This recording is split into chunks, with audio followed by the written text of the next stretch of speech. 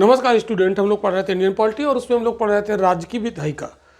मतलब राज्य की विधायिका आज हमें शुरू करनी है, यानी विधानमंडल। ओके, कार्यपालिका हम लोग कंप्लीट कर चुके हैं बहुत ही अच्छे तरीके से।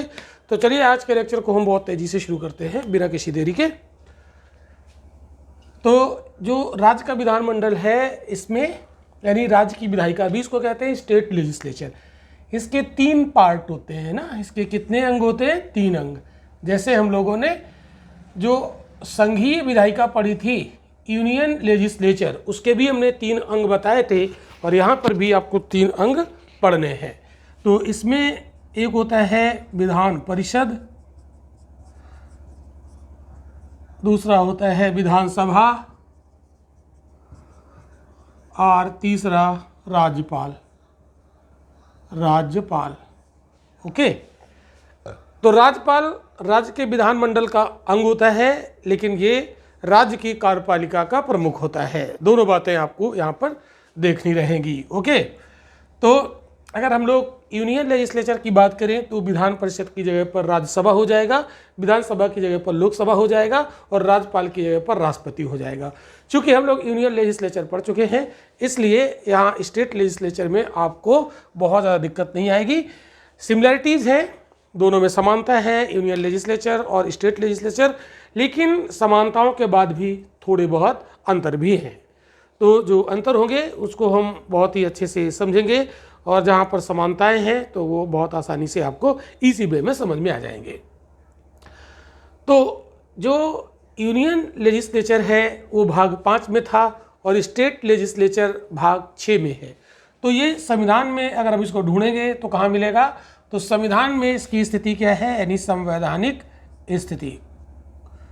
संवैधानिक स्थिति की अगर हम लोग बात करें तो ये इंडियन कॉन्स्टिट्यूशन के पार्ट 6 में है।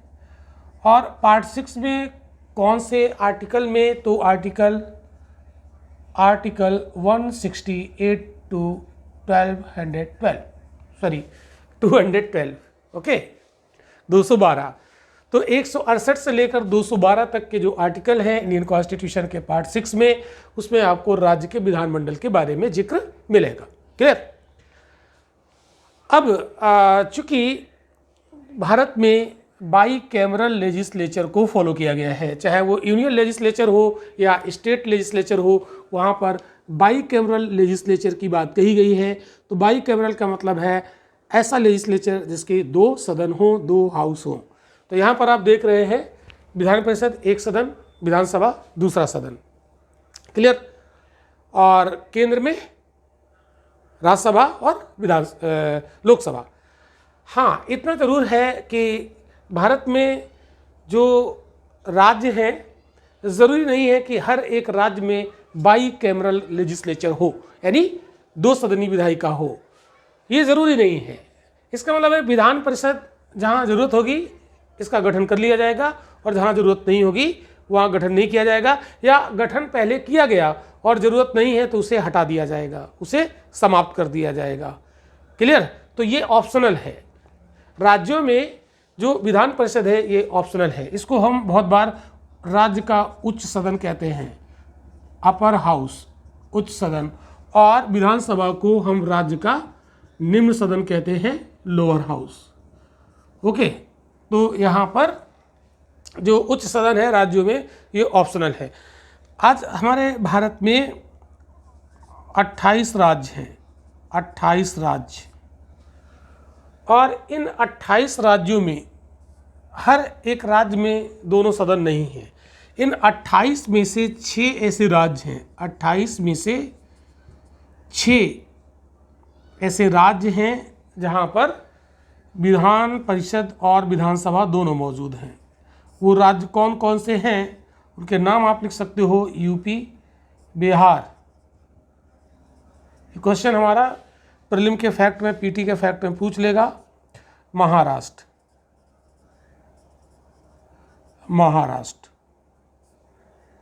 कर्नाटक,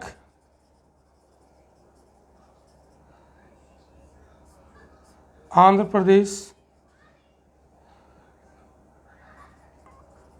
प्रदेश और तेलंगाना। ये 6 ऐसे राज्य हैं जहाँ पर बाईकैमरल लेजिस्लेचर है और बाकी जगहों पर जो 22 ऐसे राज्य हैं जहाँ पर केवल विधानसभा है, विधान परिषद नहीं है।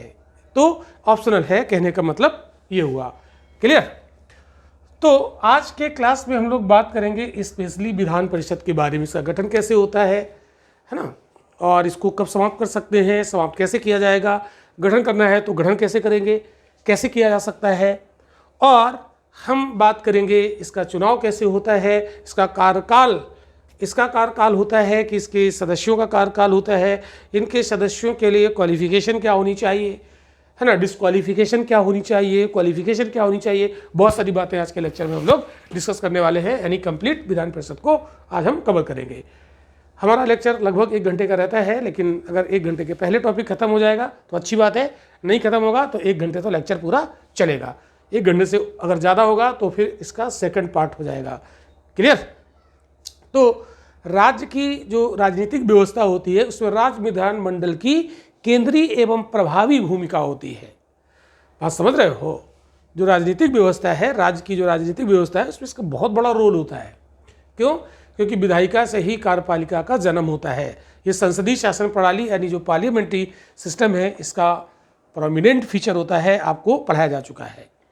तो जिन्होंने प्रीवियस लेक्चर्स नहीं पढ़े हैं, नहीं देखे हैं, नोट्स नहीं बनाया है, वो आई बटन में लिंक उनको दे दिया जाएगा, उसको क्लिक करके सारे लेक्चर आप देख सकते हैं, या हमारे रॉबिन एकेडमी के ऑफिशियल एप्लीकेशन पर भी सारे लेक्चर मौजूद हैं, वहाँ से भी आप देख सकते हो। क्लियर?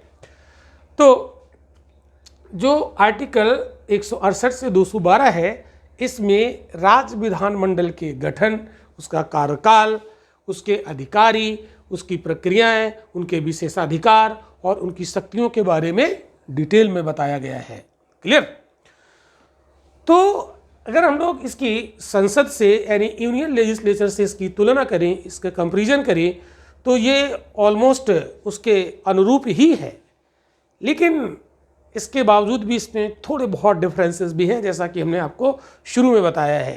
तो अगर संसद को आपने सही से पढ़ा है तो इसे पढ़ना काफ़ी आसान हो जाएगा, काफ़ी आसान हो जाएगा। क्लियर? तो चलिए हम लोग बात करते हैं, फिर आगे बढ़ते हैं फटाफट।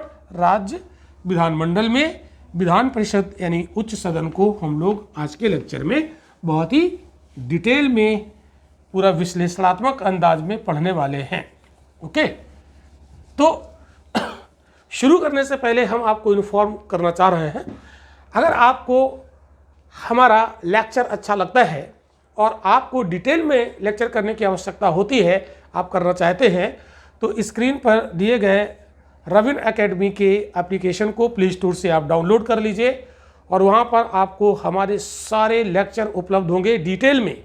प्री मेंस हर कोर्स आपको मिल जाएगा, मनचाहा कोर्स आप वहाँ से ज्वाइन कर सकते हो। ऑनलाइन कोर्सेज से जुड़ी हुई कोई अगर आपको जानकारी चाहिए तो स्क्रीन पर दिए गए व्हाट्सएप नंबर पर आप कॉल कर सकते हैं, आप मैसेज कर सकते हैं। हमारी टीम आपको सारा ज्ञान दे देगी, सारा नॉलेज दे देगी, कैसे आपको हमारे क्लास मिलेंगे, क्या उसका तरीका है, सब कुछ XYZ सब कुछ बता दिया जाएगा। तो आप ऐसा करना चाहें तो कर सकते हैं। चलिए हम लोग शुरू करते हैं राज्य विधानमंडल, और इसमें बात करेंगे हम लोग विधान परिषद की। विधान परिषद जिसे हम लोग लेजिस्लेटिव काउंसिल भी कहते हैं, इंग्लिश में कहते हैं legislative council. Okay, legislative council, very simple. अब इसका गठन कैसे होता है? गठन तो इसका कंपोजिशन यानी इसका कॉन्स्टिट्यूशन कैसे होता है, गठन कैसे होता है? Constitution of legislative council.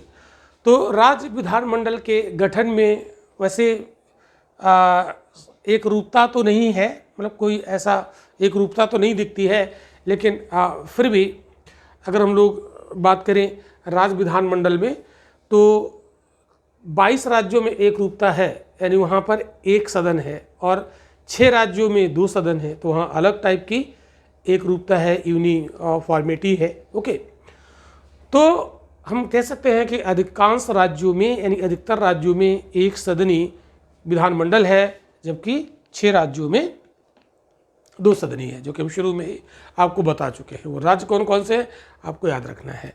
तो जैसा कि हमने आपको बताया कि लेजिस्लेटिव काउंसिल ऑप्शनल होती है, ज़रूरत पड़ी तो हम इसका गठन करेंगे और ज़रूरत नहीं पड़ी तो नहीं करेंगे, और अगर पहले से हमने इसको गठित कर रखा है और ज़रूरत नहीं है तो उसे हम हटा सकते हैं, समाप्त कर सकते हैं। कौन गठित करेगा, प्रक्रिया क्या है, ये सारी बातें हम लोग यहाँ पर सीखने वाले हैं।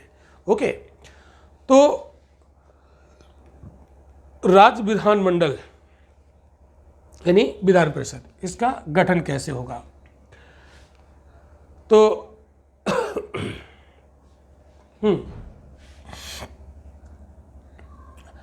इसके लिए एक तो आर्टिकल, थोड़ा ध्यान रखिएगा, स्टेट पीएससी के लिए इसके गठन का जो आर्टिकल है वो आर्टिकल 169 है।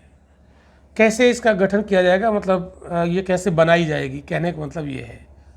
तो जो राज्य अपने यहाँ विधान परिषद का गठन करवाना चाहता है तो वो उसके गठन का एक प्रस्ताव लाएगा।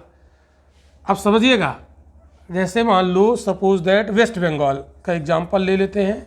वेस्ट बंगाल, यहाँ पर अभी 2 सदनी विधायिका नहीं है, तो ये अगर अपने यहाँ, मतलब इसका विधानसभा तो होगा लेकिन विधान परिषद नहीं होगी।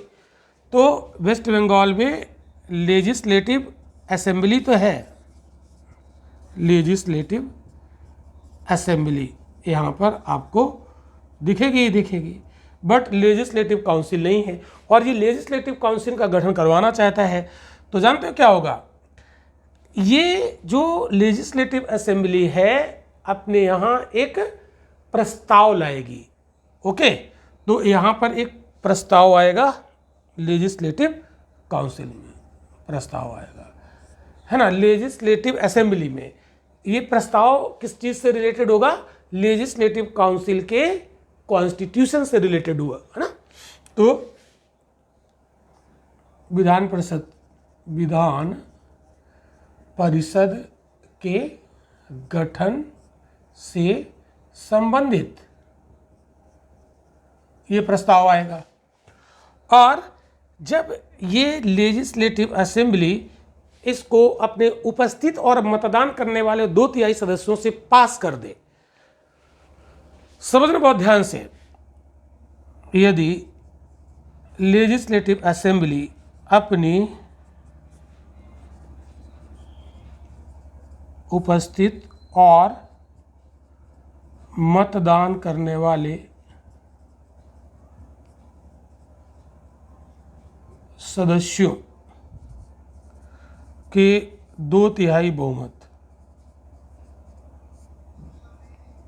से पास कर दे, तो क्या होगा, तो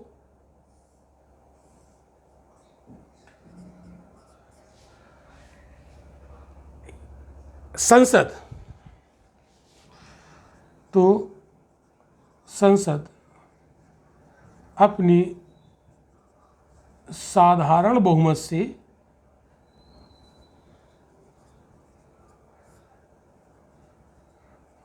उस राज्य के लिए विधान परिषद यानी लेजिस्लेटिव काउंसिल का गठन करेगी। ओके, ये इसकी प्रक्रिया है, गठन की प्रक्रिया। तो आप बिल्कुल इसी तरीके से इसका नोट्स बनाएंगे। वैसे लिखना नहीं है ना कि आप लैंग्वेज में लिख रहे हैं, पूरा पेज भर रहे हैं, नहीं, आपको इस तरीके से अपने नोट्स प्रिपेयर करने हैं, बहुत ही बेहतरीन तरीके से। तो ये हमने एक प्रक्रिया समझाई है। तो कोई भी राज्य अगर इसका गठन करना चाह रहा है तो हमने एग्जाम्पल दिया, यहाँ पर ले लिया वेस्ट बंगाल का, ठीक है। और ये जो 2/3 बहुमत होता है, 2/3 मेजॉरिटी, किसका, प्रेजेंट एंड वोटिंग। ओके, इसी को हम विशेष बहुमत भी कहते हैं, स्पेशल मेजॉरिटी। इसको हम क्या कहते हैं, विशेष बहुमत। और विशेष बहुमत भी कई टाइप का होता है, आपको मैं बहुत बार बता चुका हूँ। तो प्रक्रिया आपको समझ में आई। जिस राज्य में विधान परिषद का गठन करवाना है उस राज्य की विधानसभा अपने यहाँ एक इसके गठन से संबंधित प्रस्ताव लाएगी और उस प्रस्ताव को विशेष बहुमत अर्थात उपस्थित और मतदान करने वाले सदस्यों के 2/3 बहुमत से पास करे तो संसद फिर अपने साधारण बहुमत से, ये बात याद रखिएगा, संसद अपने साधारण बहुमत से उस राज्य के लिए विधान परिषद का गठन करेगी। तो संसद करेगी साधारण बहुमत से गठन, किसका? विधान परिषद का, ठीक है। लेकिन गठन करने का जो इनिशिएट करता है वो राज्य करता है, राज्य की विधानसभा, और इनिशिएट करने के लिए जो प्रस्ताव लाया जाता है उसको विशेष बहुमत से पास करना होता है। यह है प्रक्रिया। तो फाइनली आप निष्कर्ष यहाँ से ये निकलता है कि विधान परिषद का गठन कौन करता है? तो विधान परिषद का गठन कौन करता है? पार्लियामेंट। कैसे करती है? By simple majority. Simple majority क्या होती है? आपको बहुत बार पढ़ाया जा चुका है। अब अगर ज़रूरत नहीं है तो इसे समाप्त करना है। तो समाप्त करने का जो प्रक्रिया है वो क्या होगा? तो गठन या समाप्ति की प्रक्रिया सेम है। प्रक्रिया ये गठन की भी यही प्रोसेस है और यही इसके समाप्ति की प्रोसेस है। अगर लगा कि अब जरूरत नहीं है तो इसको समाप्त करना चाहिए, तो सेम प्रोसेस से ये समाप्त किया जाएगा। तो राज्यों में विधान परिषद का गठन भी पार्लियामेंट करती है और उसे समाप्त भी पार्लियामेंट करती है। इस बात को जरूर आपको याद रखना चाहिए। ओके, चलो, बहुत अच्छी बात है। हाँ, गुड। तो रिजोल्यूशन, संकल्प लाया जाता है। आई होप कि आपने इसको लिख ही लिया होगा। आगे बढ़ते हैं। तो ये तो हो गया गठन, बना दिया गया। तो ऑप्शनल है भाई, ऐसा नहीं कि इसके बिना राज्य का काम चलेगा, नहीं चलेगा, और नहीं है तो भी चलेगा। तो एक विचार यहाँ पर उठाया, मतलब एक विचार आया संविधान सभा के जो मेंबर्स थे जब संविधान बन रहा था। विचार ये आया कि जब इसकी ज़रूरत ही नहीं है, इसके बिना काम चल ही सकता है, तो इसे फिर क्यों, इसका प्रोविज़न किया क्यों जाता है? फालतू में खर्चे होंगे, और फालतू में जब कोई कानून वगैरह बनाना होगा तो ये दोनों सदनों में लाना होगा, और दोनों सदन से पास होगा, तब राज्यपाल के साइन होंगे, तब वो कानून बनेगा। तो फालतू में ये देर करेगी, है ना, ये मामले को डिले और कर देगी। जब इसकी ज़रूरत है ही नहीं तो इसका गठन क्यों किया जा रहा है? ये एक विवाद भी हुआ था, बट फाइनली ये प्रोविज़न रख दिया गया, है ना। तो इसकी वैसे खास कोई ज़रूरत है नहीं। क्लियर? तो कानून बनाना काम रहेगा, बस इतनी सी बात है। और यहाँ पर इसका जो चुनाव होगा वो जनता के द्वारा डायरेक्ट होगा नहीं। तो जो अपर हाउस होता है वो कमज़ोर ही होता है और उसका चुनाव डायरेक्ट नहीं होता है। जो लोअर हाउस होता है उसका चुनाव डायरेक्ट होता है। क्लियर? तो ये कुछ बातें आपको ध्यान रखनी है। तो ऐसे बहुत सारे राज्य हैं जिन्होंने इसके गठन का प्रस्ताव रखा, है ना। उनके यहाँ इसका गठन भी हुआ, ज़रूरत पड़ी तो गठन कर लिया, ज़रूरत नहीं पड़ी तो हटा दिया। ऐसे बहुत सारे उदाहरण आपको देखने को मिलेंगे। तो उस उदाहरण पर हम लोग बात अभी यहाँ पर बहुत ज़्यादा नहीं करने वाले हैं, ठीक है। तो अब हम बात करेंगे विधान परिषद में सदस्यों की संख्या कितनी होगी। सदस्यों की संख्या, कितने सदस्य यहाँ पर होने चाहिए? तो याद रखिएगा, विधान परिषद में सदस्यों की संख्या उस राज्य के विधानसभा पर निर्भर करती है। किस पर निर्भर करती है? तो संख्या किस पर निर्भर करती है? उस राज्य के विधानसभा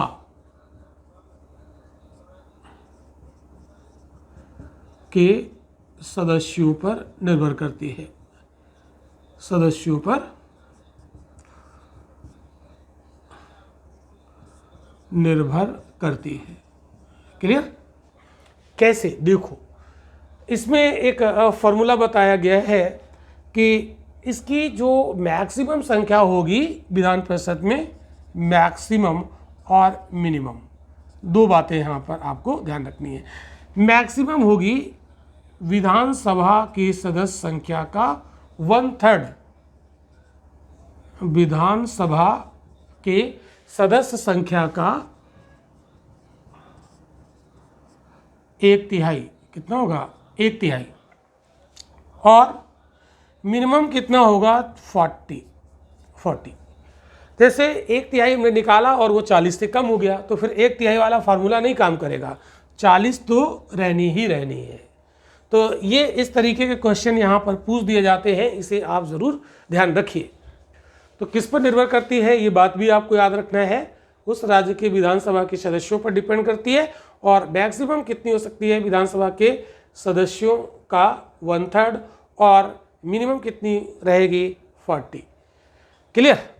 ये बात आपको बहुत अच्छे से समझ में आ गई है। हालांकि इसमें संविधान ने विधान परिषद के अधिकतम और न्यूनतम सदस्यों की संख्या तय कर दी, फिर भी इसकी वास्तविक संख्या का निर्धारण पार्लियामेंट करती है। कौन करती है? पार्लियामेंट। ध्यान रखिएगा इस पर, जो मैंने बोला इसको नोट करिएगा। क्या नोट करोगे? लिख सकते हो, यद्यपि संविधान ने विधान परिषद के अधिकतम और न्यूनतम संख्या को तय किया है, फिर भी वास्तविक संख्या का निर्धारण संसद द्वारा किया जाता है। ये बात आपको याद रखनी है। अब हम लोग बात करेंगे यहाँ पर इसके जो सदस्य हैं उनके चुनाव की। अगर हम लोग बात करें तो अप्रत्यक्ष चुनाव होता है विधान परिषद के सदस्यों का। चुनाव कैसे होता है? अप्रत्यक्ष। और चुनाव कैसे होता है ये अपने आप में बड़ी कठिन बात, थोड़ा सा टफ है, लेकिन इसको हम लोग कैसे समझेंगे? तो राज्य के विधान परिषद का चुनाव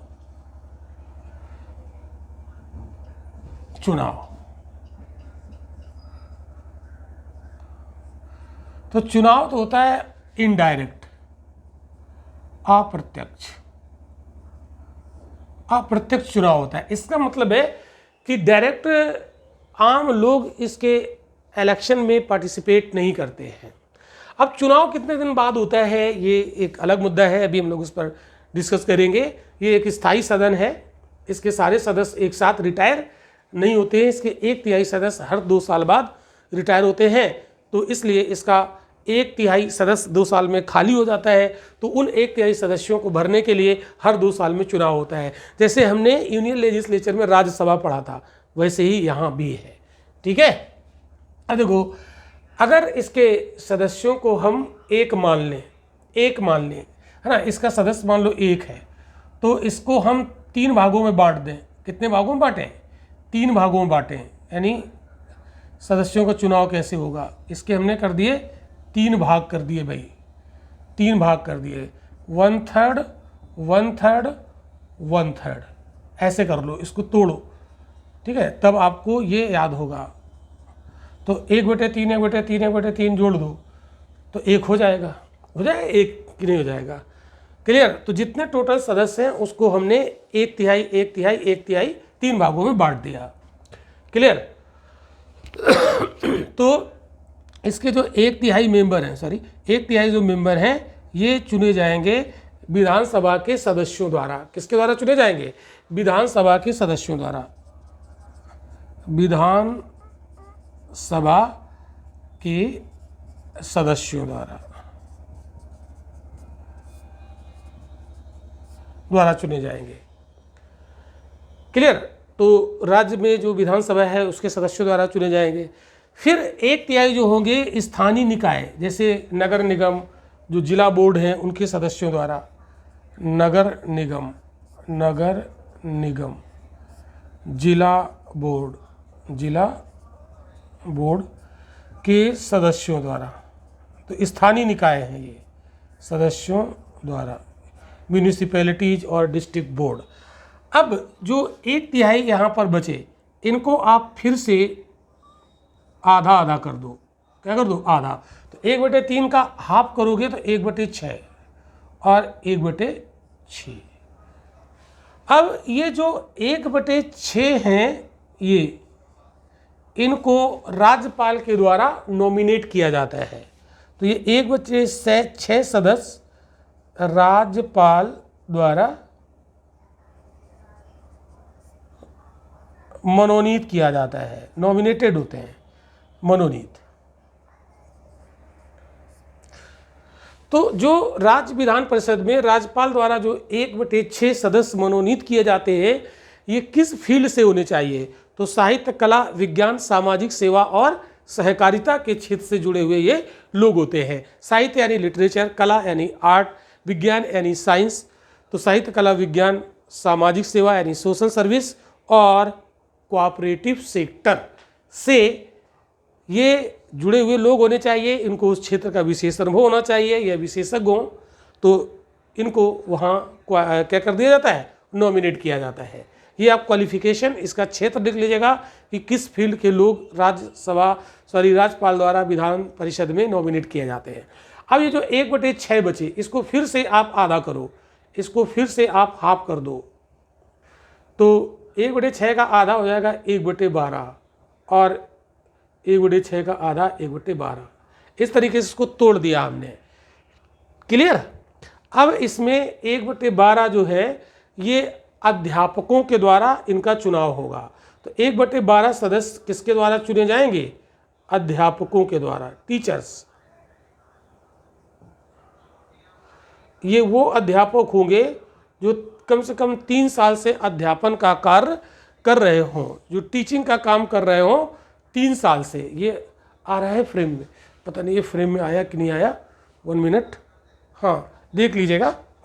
और ये ऐसे अध्यापक होते हैं, ध्यान दीजिएगा, ये ऐसे अध्यापक होते हैं जो प्राइमरी लेवल के ना हो, माध्यमिक स्तर के हों, कम से कम माध्यमिक से लेकर फिर हायर एजुकेशन तक के जो टीचर्स होंगे। और ये जो 1/12 ये होंगे, ये ग्रेजुएट जो स्टूडेंट्स होंगे उनके द्वारा चुने जाएंगे।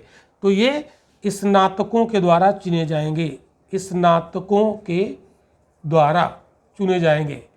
और ये वो ग्रेजुएट स्टूडेंट्स होंगे जो उस राज्य में कम से कम 3 साल से निवास कर रहे हों।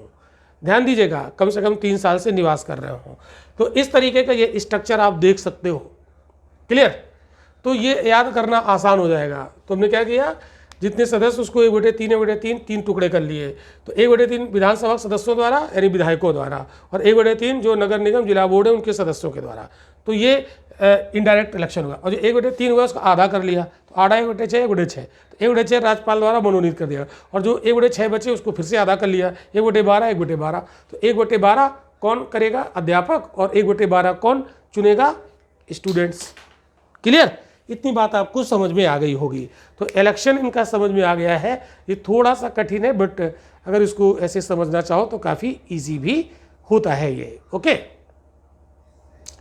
इसका मतलब ये हुआ कि इसमें अगर इन सभी को आप जोड़ दो, इन सभी को आप जोड़ दो, तो 1/6 राज्यपाल के द्वारा नॉमिनेट किए जाएंगे, और बाकी सभी को अगर जोड़ दो तो 1/6 नॉमिनेटेड हो गए और 5/6 ये इलेक्टेड हो गए।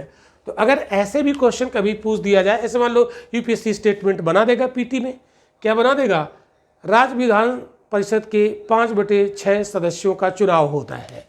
तो सही बात है, 5/6 सदस्यों का क्या होता है, चुनाव होता है। और 1/6 ये नॉमिनेटेड होते हैं, ये मनोनीत किए जाते हैं, किसके द्वारा, राज्यपाल के द्वारा। क्लियर। बहुत अच्छी बात, इसको बना लीजिए स्ट्रक्चर को।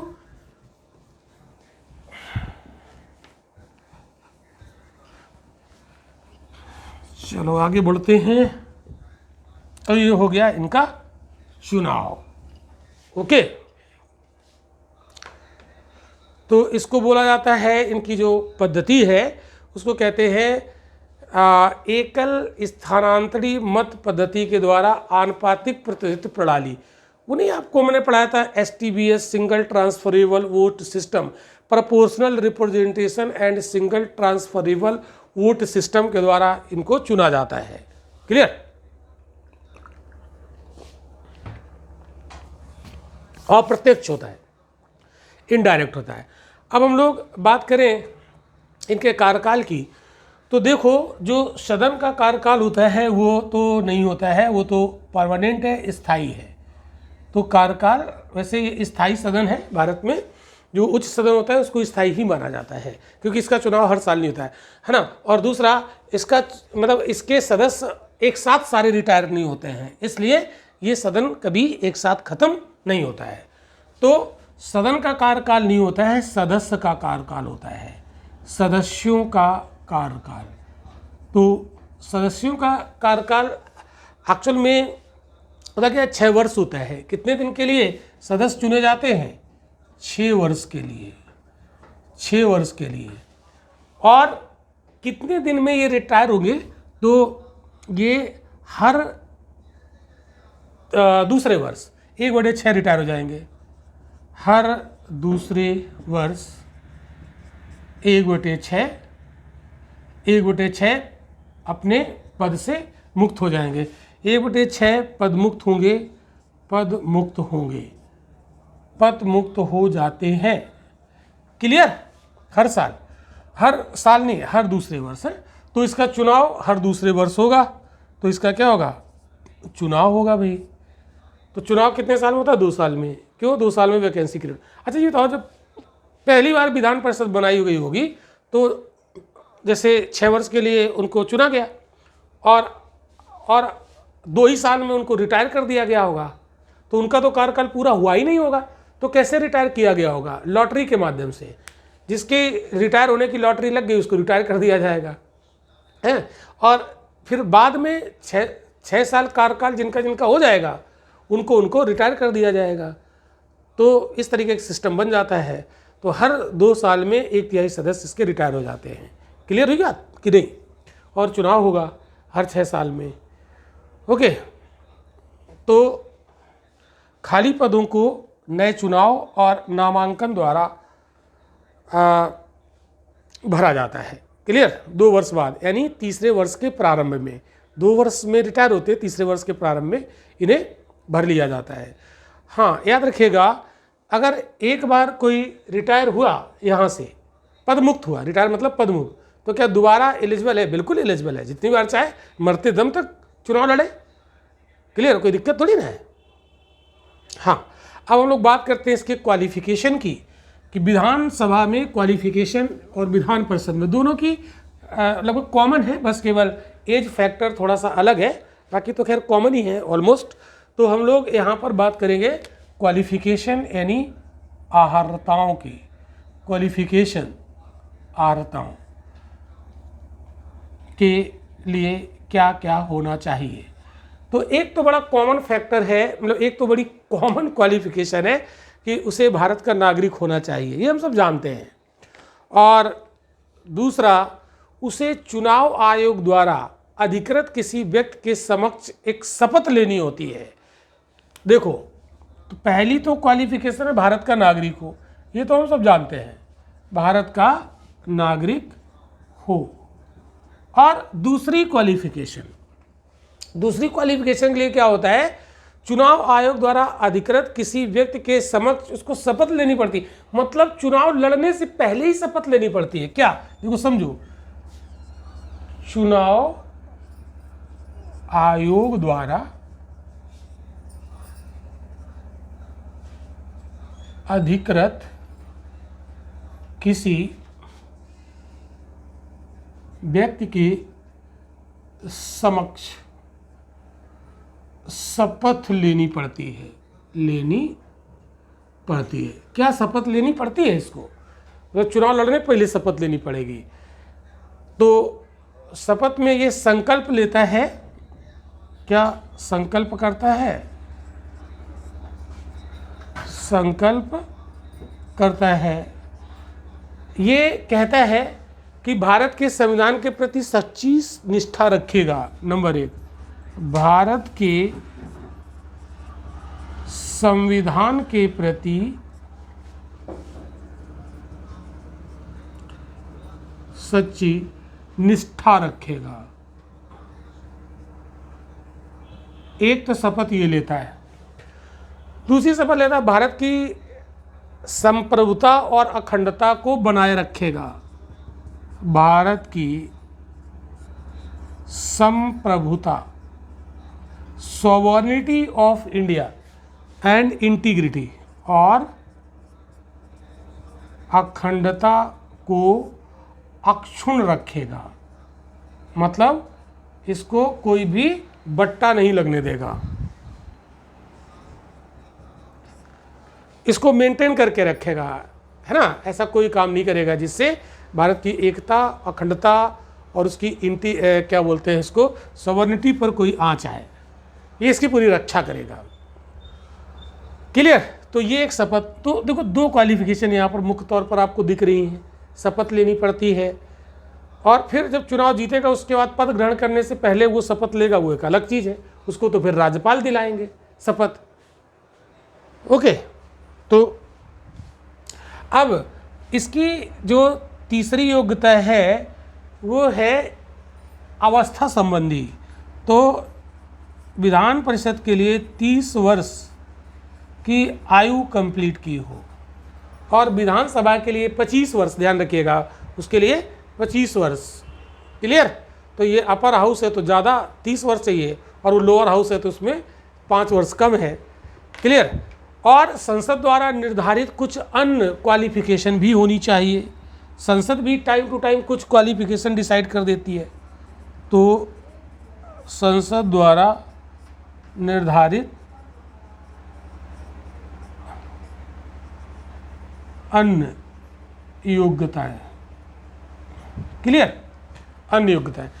अब आप यहाँ कंफ्यूज मत होइएगा, ये मत सोचिएगा कि राज्य के विधानमंडल द्वारा निर्धारित अन्य योग्यताएं, नहीं।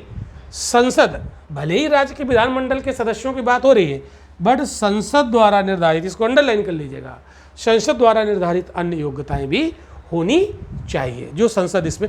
अब संसद ने और क्या क्या योग्यताएं निर्धारित की हैं? क्या बिल्कुल की हैं। तो संसद को राइट है कि राज्य के विधानमंडल के जो सदस्य होंगे उनके लिए कुछ और भी क्वालिफिकेशन डिसाइड कर देती है। तो संसद ने क्या कुछ क्वालिफिकेशन डिसाइड की हैं? बिल्कुल डिसाइड की हैं। आइए हम उसकी बात यहाँ पर करते हैं। तो संसद द्वारा क्या क्या क्वालिफिकेशन डिसाइड की गई हैं उनको हम लोग देख लेते हैं फटाफट। तो इसके लिए एक कानून बनाया पार्लियामेंट ने, जन प्रतिनिधित्व अधिनियम 1951, है ना, पीपल रिप्रेजेंटेशन एक्ट 1951। तो जन प्रतिनिधित्व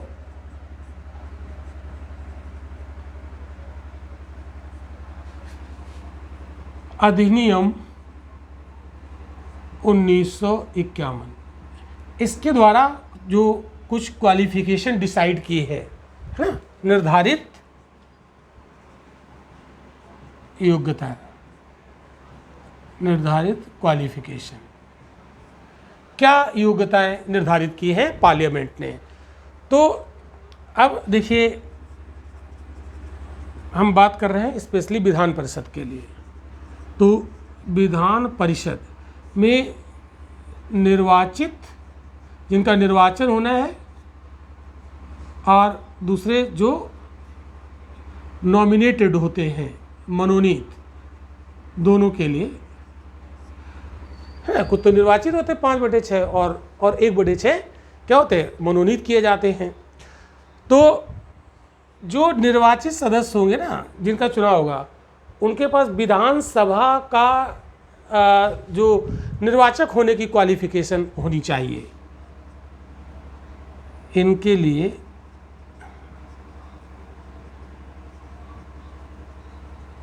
विधान सभा का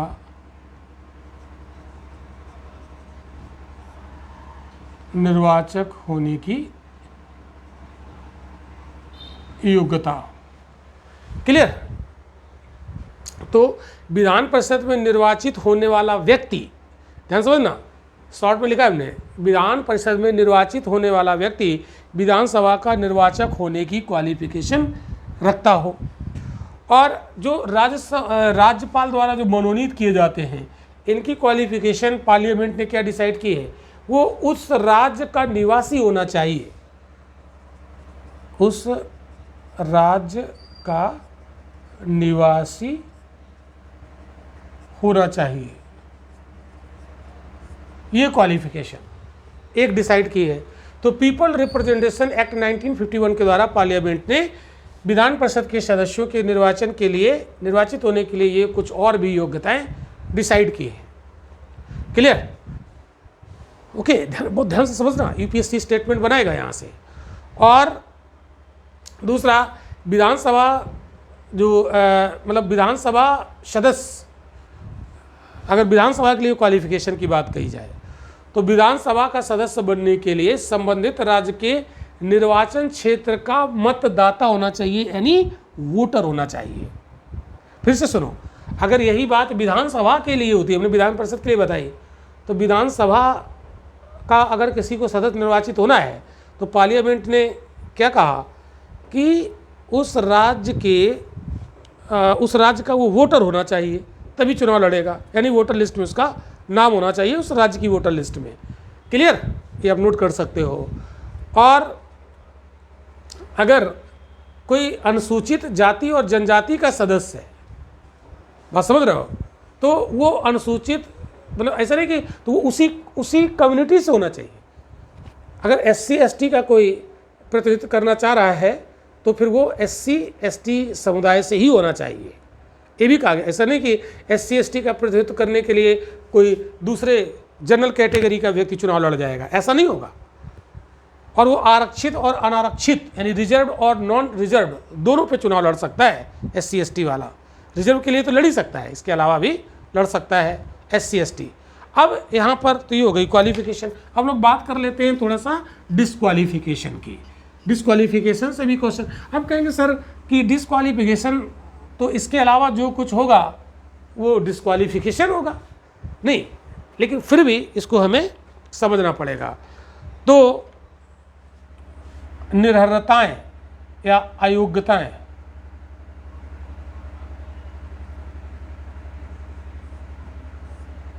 डिस्क्वालिफिकेशन। तो डिस्क्वालिफिकेशन में यदि केंद्र या राज्य सरकार के तहत अगर वो लाभ का पद धारण करता है तो वो डिस्क्वालिफिकेशन में आएगा, यानी लाभ का पद ये किस में आता है? डिस्क्वालिफिकेशन में। और जैसे MD हो, MD मतलब जानते हो, मैनेजिंग डायरेक्टर नहीं, मेंटली डिस्टर्ब, पागल, क्लियर है ना। और सक्षम मतलब वो सोचने समझने की क्षमता ना हो, विकृत चित्त जिसको कहते हैं, मेंटली डिस्टर्ब, पागल। और वो दिवालिया घोषित कर दिया गया हो, दिवालिया मतलब कर्ज में डूबा हुआ व्यक्ति, दिवालिया, आर्थिक स्थिति उसकी पूरी ध्वस्त है। और अगर वो भारत का नागरिक ना हो, नागरिक ना रहने पर मतलब जैसे ये डिस्क्वालिफिकेशन जरूरी नहीं कि शुरू में हो।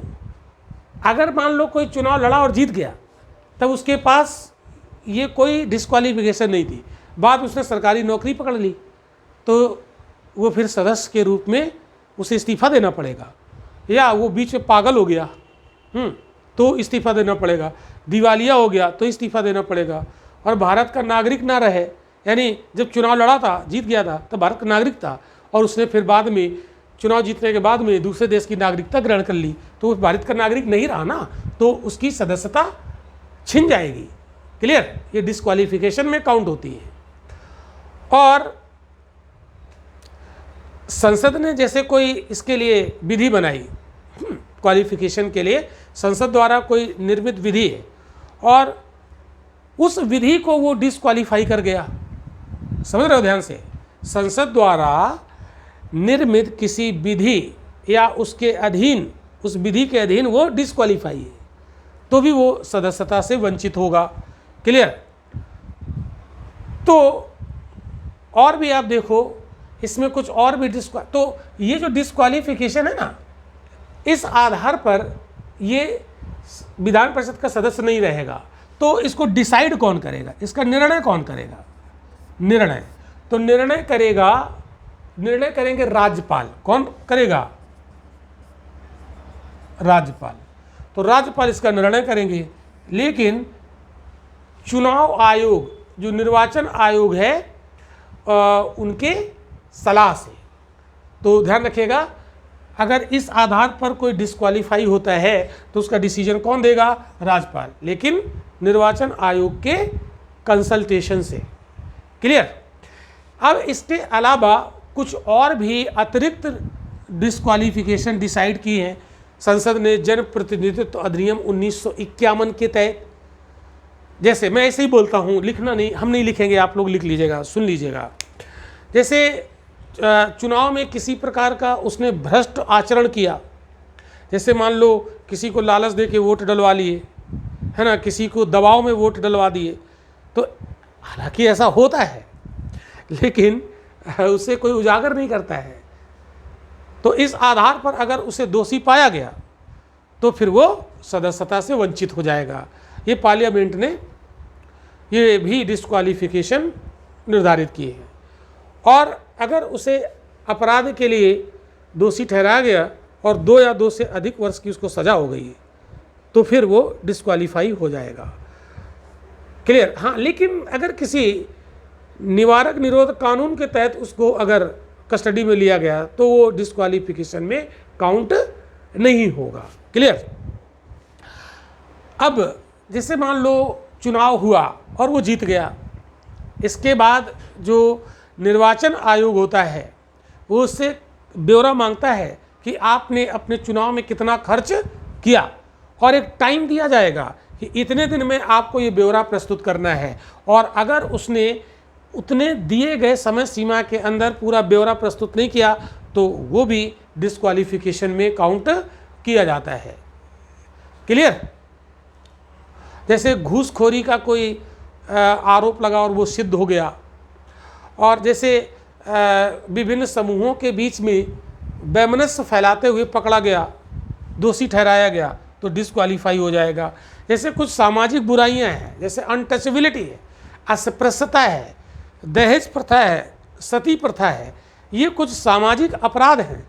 अगर इनमें वो संलिप्त है या उसको वो प्रमोट कर रहा है, बढ़ावा दे रहा है, ठीक है, और वो सिद्ध हो गया कि ऐसा कर रहा है तो भी वो डिस्क्वालीफाई हो जाएगा, है ना। ये तो अपराध की श्रेणी में ना, अस्पृश्यता को प्रमोट करना, सती प्रथा को बढ़ावा देना, दहेज प्रथा को बढ़ावा देना। क्लियर? तो इन जितने भी आधार हमने आपको बताए हैं, इस आधार पर डिस्क्वालीफाई कौन घोषित करेगा? राज्यपाल घोषित करेंगे, लेकिन वो चुनाव आयोग के सहयोग से, मतलब सलाह से। अब देखो, एक डिस्क्वालिफिकेशन और होती है यहाँ पर, उसको भी समझो। एक अयोग्यता और होती है दल बदल के आधार पर। ये तो जानते होंगे ना, एंटी डिफेक्शन लॉ। दल बदल के आधार पर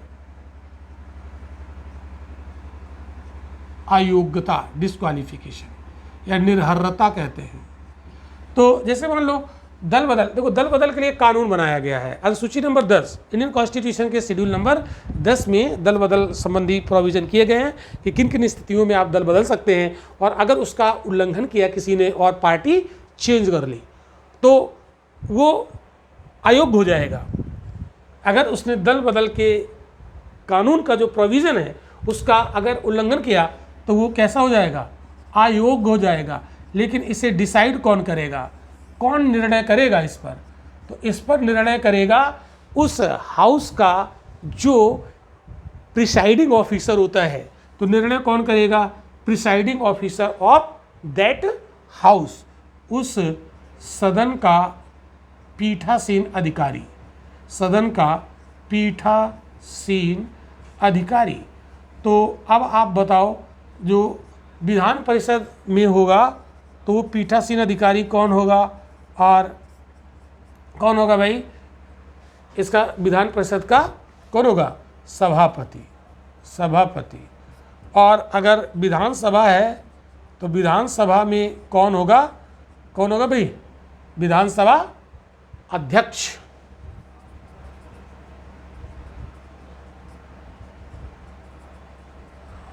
तो ये डिसाइड करेंगे। हाँ, एक चीज़ याद रखिएगा, इस प्रिसाइडिंग ऑफिसर के द्वारा जो दल बदल के आधार पर अयोग्यता को डिसाइड करने का राइट है, उसको सुप्रीम कोर्ट में